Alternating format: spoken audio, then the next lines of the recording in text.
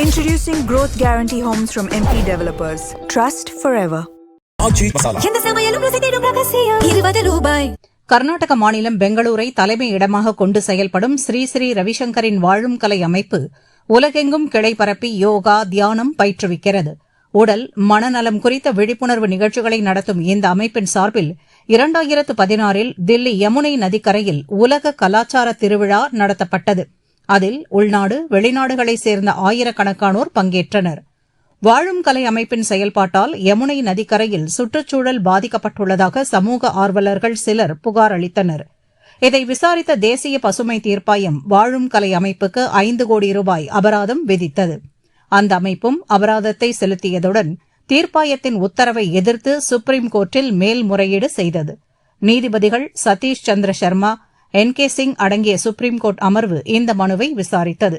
இருதரப்பு வாதங்களை கேட்ட கோர்ட், வாழும் கலை அமைப்பின் செயல்பாட்டால்தான் யமுனை நதிக்கரையில் சுற்றுச்சூழல் பாதிப்பு ஏற்பட்டதற்கான திட்டவட்ட ஆதாரம் இல்லை. மேலும் தில்லி மேம்பாட்டு ஆணையத்திடம் அனுமதி பெற்றே அந்த அமைப்பு நிகழ்ச்சியை நடத்தியுள்ளது. எனவே அந்த அமைப்புக்கு தேசிய பசுமை தீர்ப்பாயம் விதித்த அபராதம் ரத்து செய்யப்படுகிறது.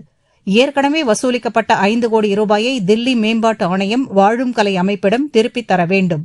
மேலும் தில்லி மேம்பாட்டு ஆணையம் யமுனை ஆற்றுப்படுகையை பராமரிக்க தவறிவிட்டது.